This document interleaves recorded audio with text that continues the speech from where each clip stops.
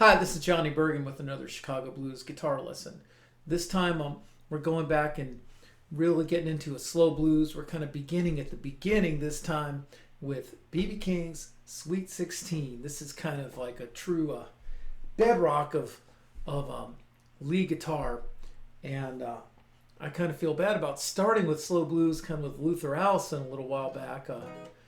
Because that's a perfect example of the kind of thing that's totally built on what BB did. So anyway, let's talk about it, and hope you guys enjoy it. I really like the structure of this song. It starts out with the guitar intro, and then it's just singing from then on, and it kind of gets more and more intense as it goes on, and even a little bit faster until it gets to the big climactic ending. But if you could learn this intro, then you will know how to start a slow blues. And you will know how to go through it and like what makes it tick. And you'll know so much about kind of the tension and release and the peaks and valleys and the ups and downs. This song is in C sharp or D flat. That's what it appears to me to be. Who knows? Maybe it was originally in C or something. Or maybe he just liked playing here. It is a comfortable place to play on the 9th fret.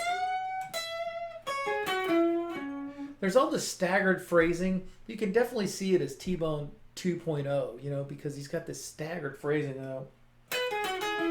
that kind of thing. All the stuff that you see later on with Magic Sam and Freddie King and so on, it's all right here, kind of in a more, I guess you could say in the original form, really. So this is another example of something that is always toggling between a minor sound and a major sound. It's really more major than minor. Chord-wise, you've got a C sharp 9th like this, which is the ending of the solo there. And then you have the 6th, which is this. That's the root on the 9th fret of the E string. Then the 6th interval is on the B string 11th fret. The 3rd is on the 10th fret with your 2nd finger. And that's how he starts. For all these lessons that I've been saying, like don't vibrato, now you can really let him have it. Just go for it. And then comes like the classic move, going to a different position here, where if you take that 6, move it up to where your 3rd finger's on the 14th fret. Then you have that the great spot to play lead guitar out of.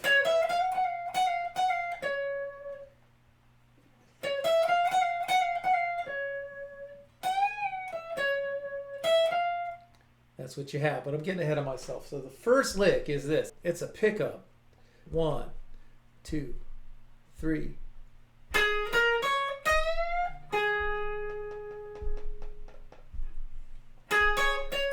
And then we're on the quick 4.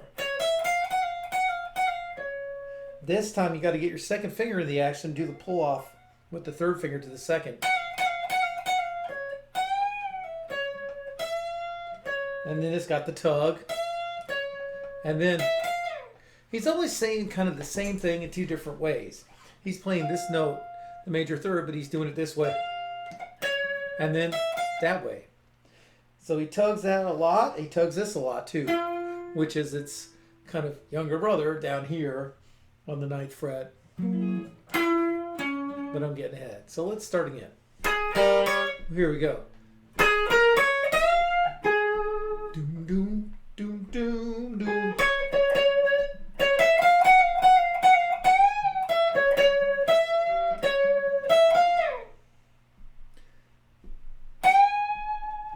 And then he hits that bend and just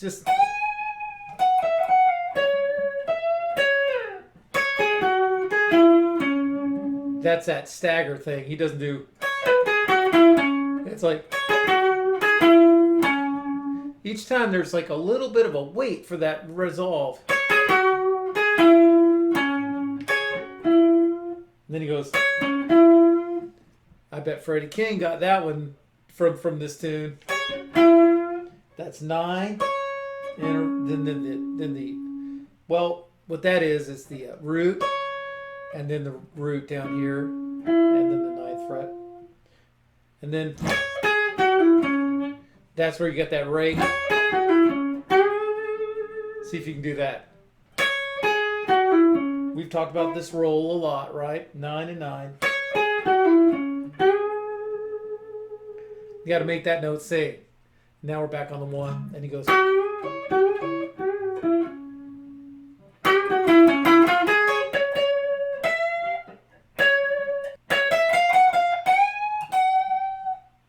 Okay, I'm getting ahead of myself. Let's try it again.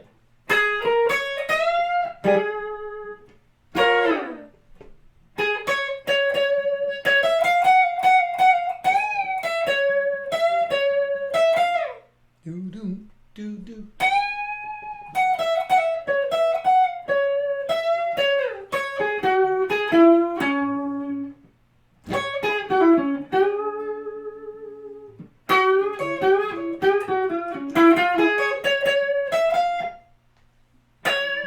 That weight there is the best. And the way he goes like all the way down and then up, that's kind of this beautiful like peak and valley.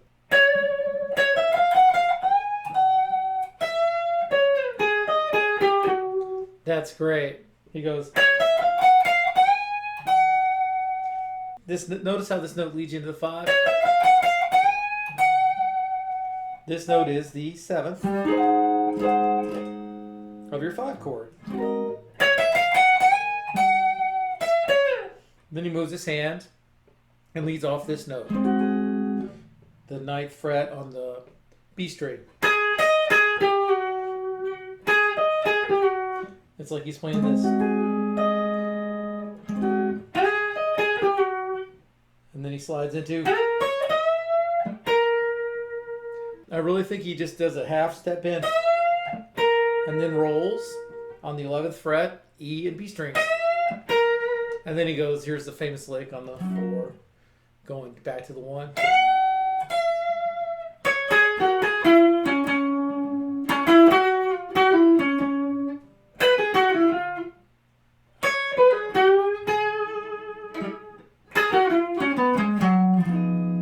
Yeah.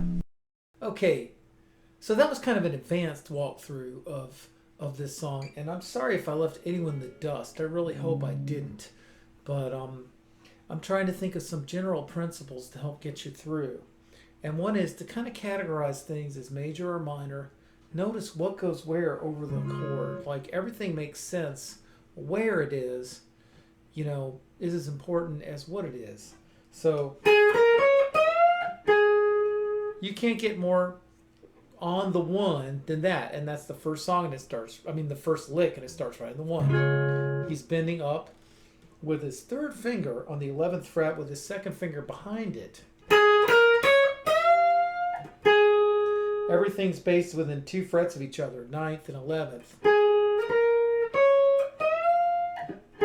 So even if I left you behind, I know you got the first lick now, and then here's the chord we talked about. It's a 6th chord, and that's the 6th on the B string. It's 1, then the 6th interval, and then the 3rd. And then over this stuff fits over your 4.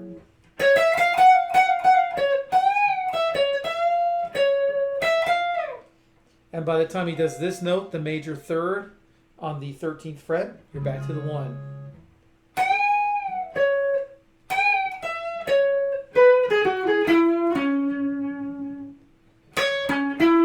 By the time you do that, this note, that's the 7th of your 4 chord. Oh. And let that note sing. There's your roll again. And then you're back on the 1. He goes.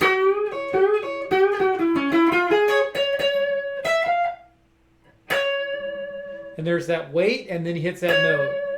And now we're about to go the 5. Notice he hits this note unbent 14th fret when he was on the 5 chord. Because this note. And then he's going to kind of roll into this 5. That's the C7th shape from way back here. with your first finger on the 9th fret.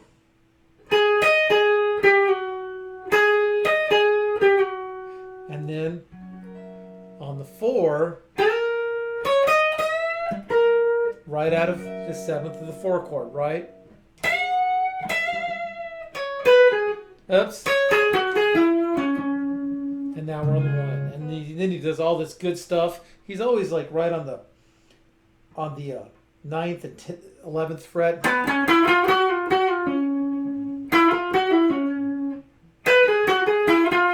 And that's out of a 7th, right? It's nothing pentatonic about it, is it? And then that's the 5. So everything is glued into the chord. So if you can learn that, you're really going to be in good shape. The fills, if you can't learn the whole solo, try the fills. Here's the best fill of all. He goes, there's that good vibrato, not too fast. Put it up where you want it, and then release it a little bit and put it back. Oh, he goes.